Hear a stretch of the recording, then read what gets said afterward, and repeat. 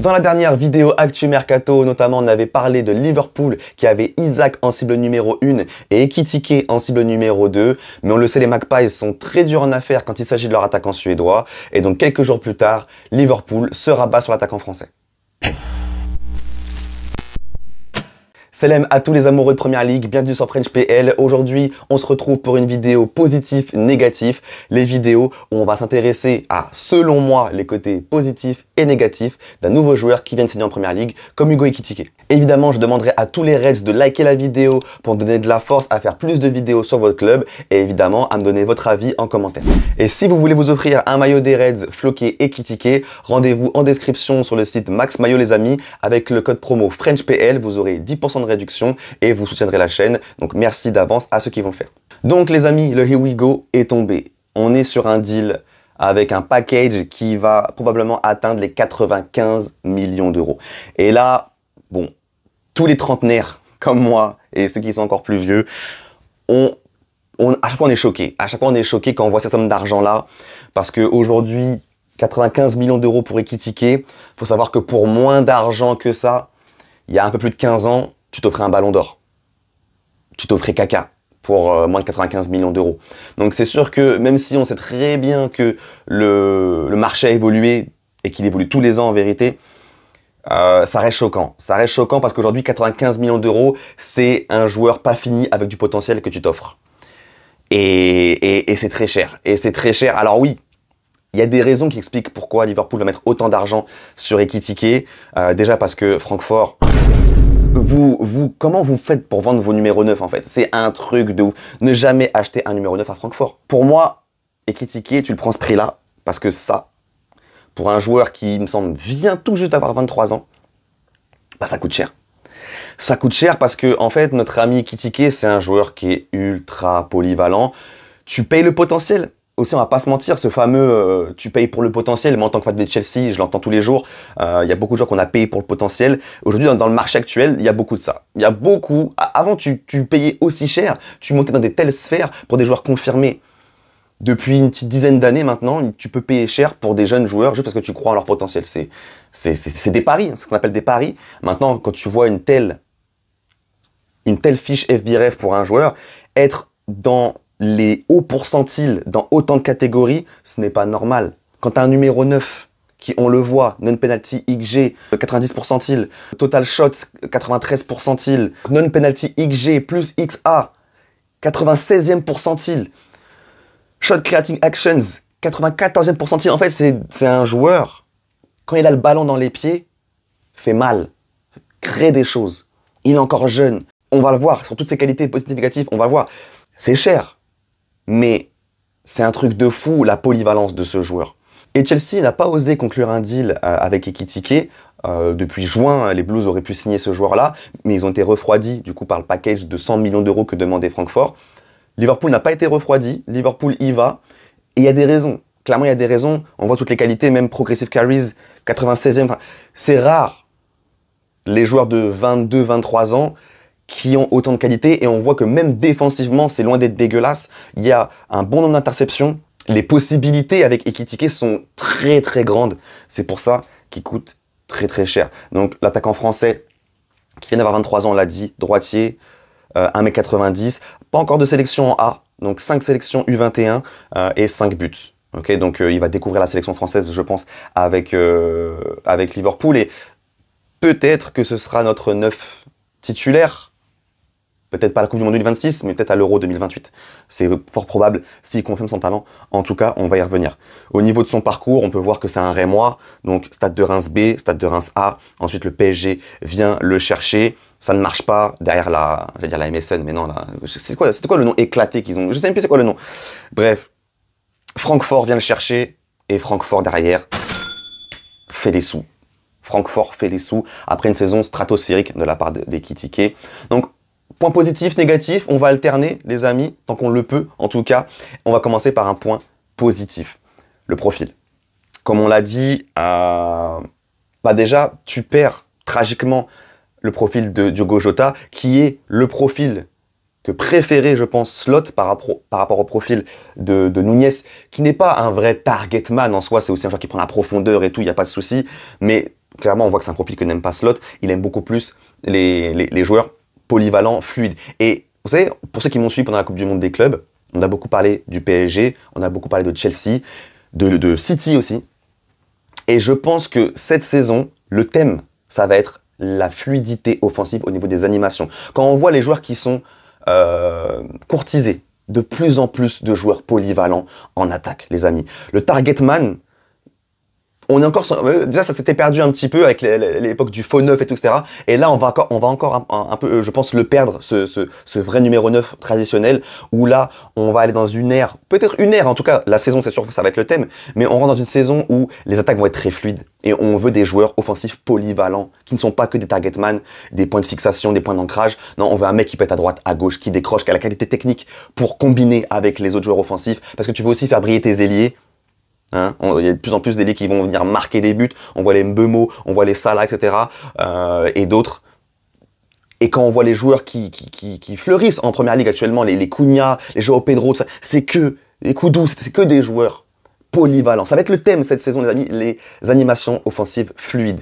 Et malheureusement, Liverpool a perdu un profil idéal dans ça avec Jota. Et tu vas venir le remplacer direct avec un profil polyvalent comme Ekitike. Ici, on le voit. Le rose et le vert, voilà, c'est Jota et Ekitike. C'est quasiment la même forme. C'est quasiment le même profil. T'es vraiment parti chercher un remplaçant à Jota avec Ekitike, mais tu t'es donné le droit aussi de rêver en prenant un joueur plus jeune avec un plus gros potentiel. Ici, je vous mets une comparaison Ekitike et Jiménez, donc l'attaquant de Slot à Feyenoord. Jiménez à Feyenoord, c'était vraiment l'attaquant parfait pour Slot. Il faisait absolument tout ce que Slot lui demandait. Et il faisait tout bien. Alors, Jiménez, c'est pas un top joueur. On le voit, il a réussi à faire ça en Eredivisie. Il est arrivé en Série A, on le voit que c'est pas un top attaquant. Mais il est arrivé sous Slot à être au four et au moulin. On le voit dans les touches, dans la surface adverse. XA, duel offensif, but hors penalty, taux de conversion, duel aérien, il a réussi à être bon partout. Donc, Slot, il aime ces joueurs polyvalents. Les profils un peu plus unidimensionnels comme Nunez, on voit qu'il est beaucoup moins fan. Et donc, c'est pour ça que tu vas prendre un Ekitike. Et pour moi, ça colle parfaitement. Et je pense que Ekitike a le potentiel pour être aussi polyvalent, même en première ligue. Toujours au niveau du profil, on voit ici donc les ballons reçus avec succès dans le center third, donc dans le tiers adverse, mais dans une zone centrale. On voit que Ekitike, c'est pas forcément dans les zones centrales où il aime recevoir le ballon. On voit que par rapport à un Taremi ou un Haaland, qui reçoivent beaucoup les ballons dans l'axe, et ils savent le faire, ils savent combiner rapidement avec des remises et tout, etc. Et surtout, leur coach leur demande d'être dans cette zone-là, donc ils ont intérêt à bosser cette zone. Mais Ekitike, c'est un joueur beaucoup plus volatile, beaucoup plus, il se balade. On le voit sur sa hitmap, quand il n'est pas dans la surface, il aime plus toucher le ballon sur la gauche du terrain. Déjà, on le voit. Dans la zone centrale, un peu moins, et il y a aussi un peu, des fois, il va à droite. Et dans la surface, par contre, il est présent dans la surface, ça, il n'y a aucun souci. Mais donc voilà, on est vraiment sur ce profil hybride, très polyvalent. Et moi, je peux pas m'empêcher de penser, comme je l'ai dit dans la vidéo notamment, c'était dans quelle vidéo? Oui, dans cette vidéo-là, donc la vidéo Mercato de Liverpool, où on a abordé plein d'aspects tactiques, notamment l'intégration de Frimpong sur l'aile droite. Donc, n'hésitez pas à aller la voir si vous l'avez pas vue. Mais si tu donnes le couloir à Frimpong, pour moi, je suis convaincu que Slot va donner un rôle plus central à Salah. Et tu veux lui donner un joueur avec qui il peut combiner. Et Ekitike, c'est ce joueur-là. En retrait, t'as Wirtz qui distribue des ballons magnifiques. Voilà, il va plus être sur la gauche, il pourra aussi combiner, changer un petit peu. Donc ça va être très fluide parce que si admettons, tu démarres sur une animation offensive comme ça et que à gauche tu as un Gakpo Diaz, mais on sait que Gakpo Diaz, ils aiment beaucoup venir dans l'axe aussi et ça peut aussi être très fluide avec un Ekitike qui vient aussi sur l'aile gauche, qui aime bien faire ça dans le demi-espace gauche. Donc ça va être très fluide et ces 5 joueurs-là en attaque, les gars, il y a tout. T'as Gakpo et Ekitike qui peuvent venir te mettre un gros coup de boule. T'as Wirtz qui est un playmaker hors pair. T'as Frimpong qui anime son côté droit comme personne. Et t'as Salah qui est un top player. j'en ai marre en fait. Et t'as potentiellement, quand t'as envie de vraiment faire mal, que t'es face à un bloc bas, que t'arrives pas à percer, tu peux aussi profiter du dédoublement d'un Kerkez qui peut venir ici proposer des solutions supplémentaires vraiment en cas de besoin. On passe au premier point négatif, les frérots, et je sais que quand on parle d'un numéro 9, on n'a pas envie de voir la finition en point négatif, mais malheureusement, je pense qu'on doit quand même le mettre, parce que sa saison a été bonne en but, on le voit, 15 buts en Bundesliga seulement, mais 21 XG. 21 XG, donc ça montre plusieurs choses. Déjà, quand tu as 21 XG, plus de 21 XG, c'est beaucoup sur une saison. Donc ça montre que déjà, il sait se faire trouver par ses coéquipiers, il est recherché par ses coéquipiers et il arrive à se mettre dans des positions de tir, dans des positions dangereuses. Donc ça, c'est une bonne chose en soi. Mais un taux de conversion de 13%, c'est trop peu. C'est trop peu. Les amis, Nunez, cette saison, il a un taux de conversion de 15%. Nunez a un meilleur taux de conversion. Taux de conversion, c'est simplement ton nombre de tirs, ton nombre de buts. Tu vois, si tu as fait 100 tirs et que tu as mis 13 buts, c'est 13% de taux de conversion. Donc c'est trop peu. En dessous d'1%, de toute façon, c'est chiant. C'est chiant en dessous d'1%. Et c'est 117 tirs en Bundesliga, seulement 48 cadrés. Mais par contre, je note quand même, personnellement, une progression. En deuxième partie de saison, je l'ai trouvé beaucoup plus habile dans sa frappe, beaucoup plus calme.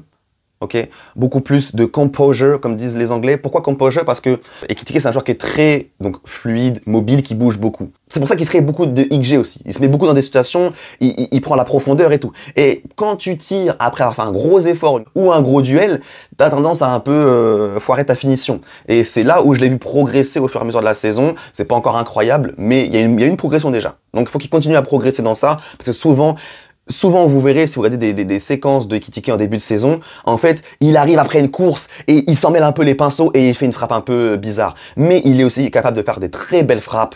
Donc, moi, je pense que ça va progresser sur ça. Je pense qu'il va beaucoup progresser dans sa finition. Mais cette saison, factuellement, c'était vraiment pas bon. Il sous-performe beaucoup trop ses XG parce qu'il manquait de composure. Et ça, je pense qu'il va s'améliorer dans ça. Blessure. Quasiment pas de blessure. On le voit dans sa carrière. Il a rencontré que 4 blessures. Il a manqué que 69 jours en 2021-2022 et après c'est 8 jours, 15 jours, donc ça va. On n'est pas sur un joueur injury prone, loin de là, donc c'est plutôt encourageant à ce niveau-là. Au niveau du jeu aérien, alors ça va être un point négatif, ultra sévère de ma part. Ne pensez pas que là je suis en train de vous dire que Ekitike est mauvais dans le jeu aérien, parce que c'est pas vrai.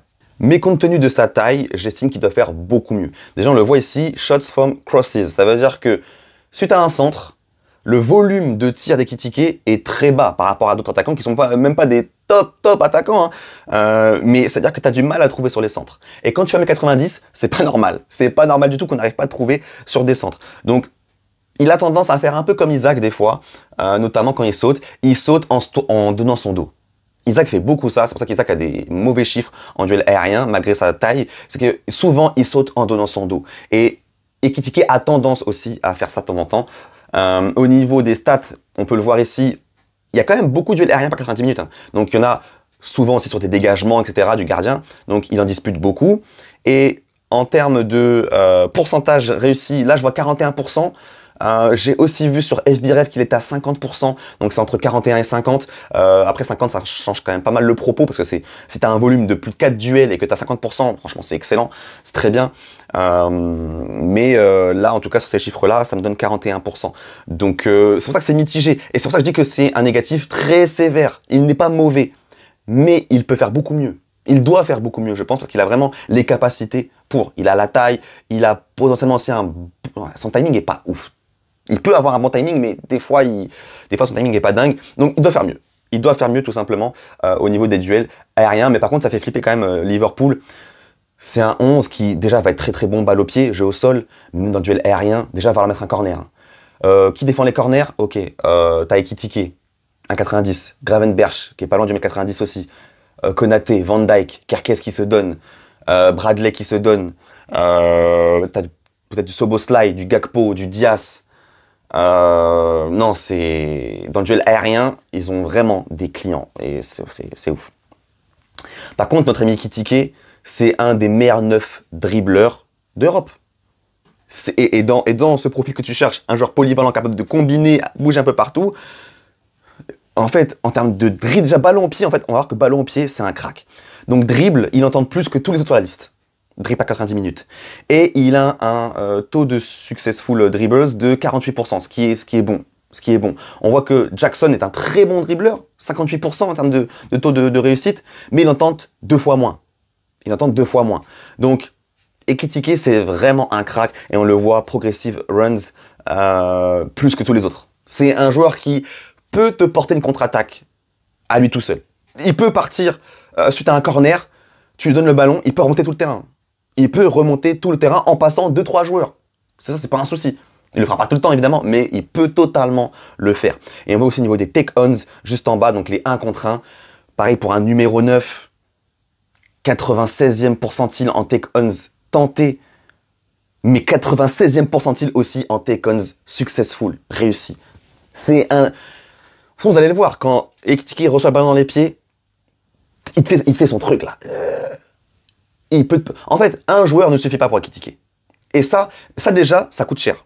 Quand tu as un joueur, un seul défenseur ne peut pas défendre efficacement dessus, déjà ça coûte cher. Parce que tactiquement, ça a des grosses conséquences. Tu sais que tu dois mettre un deuxième joueur sur lui. Ça change pas mal de choses, tu vois, ça change vraiment pas mal de choses. Parce que ouais, Ekitike, tu lui mets un seul défenseur sur lui, s'il arrive à se retourner, il va le passer le joueur. Il va le passer. Donc très bon dribbleur. Au niveau du link-up, on le voit aussi. Là, c'est stade de passes. En tout genre, il y a les passes complétées, les passes courtes, les passes dans le dernier tiers, les passes, les expected assists, les passes clés, 95e pourcentile en passes clés. On parle d'un numéro 9. C'est très fort. C'est très fort, les amis. Vraiment, c'est très fort. C'est très fort. Passe dans la zone de la surface de réparation adverse, 93e pourcentile. Non, mais c'est un joueur il va savoir décrocher, et quand il décroche, il arrive à trouver des bonnes passes. Donc c'est pour ça que tu vas faire un vrai partnership avec Salah. Le mec, il peut décrocher, se retourner, te donner une bonne passe à Salah. Te donner une passe incroyable à Salah, qui va venir finir, parce qu'il a une finition de ouf, Salah aussi. Donc non, quand tu vois le link-up, le jeu de link-up de Haaland, par exemple, tu vois que c'est pas du tout le même style de joueur. Sans vouloir cracher sur Haaland, qui d'ailleurs, faut pas s'en tenir aux préjugés, aux idées reçues. Haaland progresse dans le link-up, hein, clairement. Mais on voit que c'est pas le même type de joueur qu'un Ekitike. Juste, on le voit au niveau de ça, c'est pas du tout le même type de joueur. Donc c'est pour ça que ça coûte cher. Il y a beaucoup de possibilités avec Ekitike. Beaucoup de possibilités. Et en plus, la cerise sur le gâteau. La cerise sur le gâteau, les amis. C'est que tout ça, là, tout ce profil-là avec ballon, bah sans ballon, c'est un crack aussi. Sans ballon, regardez. Les Successful Defensive Actions par 90 minutes. Plus que tous les autres sur la liste. Il a plus d'actions défensives réussies que tous les autres sur la liste. Alors que Jackson, il se donne. Hein. Haaland, il se donne aussi. Hein. C'est des mecs qui courent. Mais Ekitike, c'est plus d'actions défensives réussies. Et c'est un meilleur pourcentage d'actions défensives réussies. 63%. Et c'est plus d'interceptions aussi que les autres. Il n'y a que Sesko qui fait plus d'interceptions. Et on le voit en bas, interception, ballon récupéré.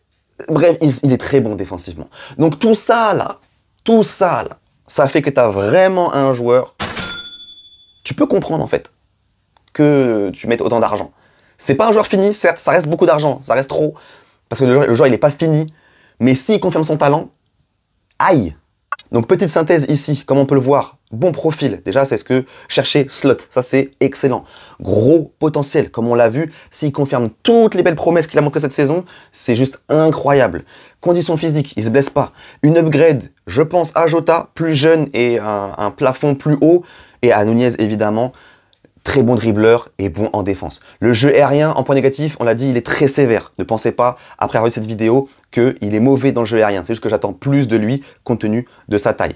Finition à progresser, et il y a quand même un manque d'expérience, notamment en Ligue des Champions, pour un tarif aussi élevé. Donc moi, je vais venir noter ce transfert-là, et je vais mettre 6,5.